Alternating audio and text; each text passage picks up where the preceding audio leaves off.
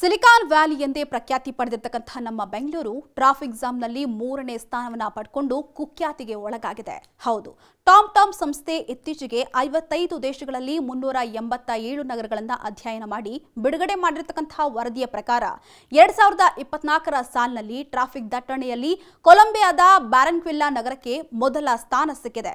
ಇನ್ನು ಕೋಲ್ಕತ್ತಾಗೆ 2ನೇ ಸ್ಥಾನ ಸಿಕ್ಕಿದ್ದು ಬೆಂಗಳೂರಿಗೆ 3ನೇ ಸ್ಥಾನ ಸಿಕ್ಕಿದೆ. ಅಂದಹಾಗೆ 2023ರ ವರ್ಷದಲ್ಲಿ ಬೆಂಗಳೂರು 6ನೇ ಸ್ಥಾನದಲ್ಲಿತ್ತು. 2022ರ ವರ್ಷದಲ್ಲಿ 2ನೇ ಸ್ಥಾನದಲ್ಲಿತ್ತು.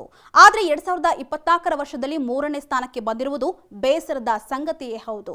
ಇನ್ನು ಸದ್ಯ ವರದಿಯ ಪ್ರಕಾರ ಬೆಂಗಳೂರು ನಗರದಲ್ಲಿ 10 ಕಿಲೋಮೀಟರ್ ಸಂಚರಿಸಲು ವಾಹನಗಳಿಗೆ ಸರಾಸರಿ 30 ನಿಮಿಷ 10 ಸೆಕೆಂಡ್ ಬೇಕು. 2023ರ ವರ್ಷಕ್ಕೆ ಹೋಲಿಕೆ ಮಾಡಿದ್ರೆ 50 ಸೆಕೆಂಡ್ ಹೆಚ್ಚಾಗಿದ್ದು 4% ಸಮಯ ಬೇಕಾಗಿದೆ ಅಂತ ವರದಿ ತಿಳಿಸಿದೆ. ಇನ್ನು ಬ್ಯಾರನ್ಕ್ವಿಲ್ಲಾದಲ್ಲಿ 10 ಕಿಲೋಮೀಟರ್ ಸಾಗಲು 36 ನಿಮಿಷ 6 ಸೆಕೆಂಡ್ ತೆಗೆದುಕೊಳ್ತಾ ಇದೆ. ಇನ್ನು ಕೋಲ್ಕತ್ತಾದಲ್ಲಿ 34 ನಿಮಿಷ 33 ಸೆಕೆಂಡ್ ಅಗತ್ಯವಿದೆ ಅಂತ ಡೇಟಾ ತೋರಿಸ್ತಾ ಇದೆ.